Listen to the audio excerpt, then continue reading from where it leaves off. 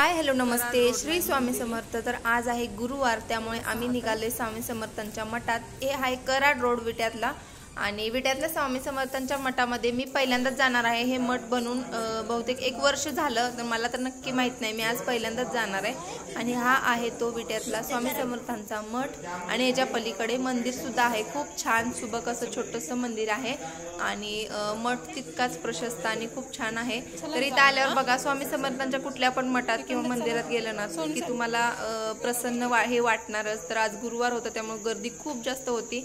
तर इथे सगळ्यांनी दिवे लावले होते, त्यामुळे मग मी पण एक लावला, आराध्याने पण लावला, आम्ही म्हणजे सगळ्यांनीच। तर व्हिडिओ घेता आला नाही, त्याबद्दल सॉरी।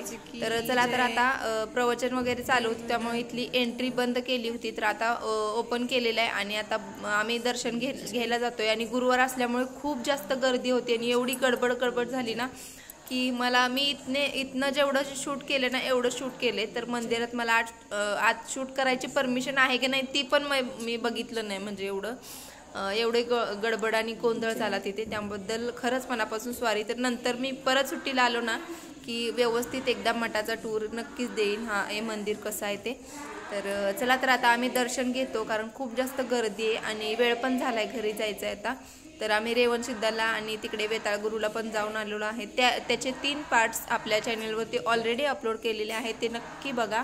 रेवणसिद्ध मंदिर 2 पार्ट्समध्ये, आणि वेताळगुरूचा, आणि हा 4था पार्ट आहे तो म्हणजे स्वामी समर्थांच्या मठाचा। तर चला, तर आता आम्ही दर्शन घेतलेले आणि आम्ही निघालोय घरी।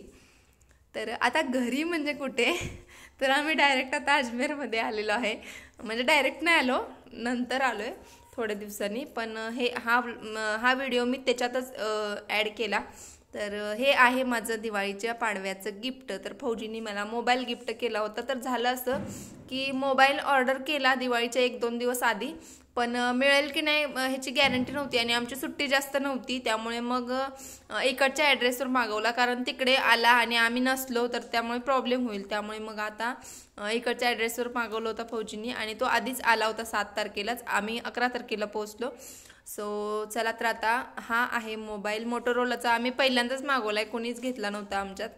तर याची कॅमेरा क्वालिटी वगैरे छान आहे, आणि हा आहे मोटोरोला 45G, तर G45 असं काहीतरी आहे, आणि याचं क्वालिटी पण छान आहे, लुक वाईज पण छान आहे, आणि मोठे म्हणजे साईज पण थोडीशी मोठी आहे। माझ्या आधीचा होता Redmi 8, तो मी 2018 डिसेंबरमध्ये ॲनिव्हर्सरी लिहिला होता, तेव्हापासून मी तोच मोबाईल वापरत होते, आणि क्वालिटीची पण प्रॉब्लेम येत होता, आणि सगळ्यात मेन म्हणजे ना सगळ्यात मोठा प्रॉब्लेम स्टोरेजचा येत होता।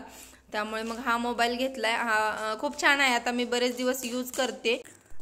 तर चला, तर आता मी सुरू करून बघते, आणि कसं काय सेटिंग वगैरे करून घेते।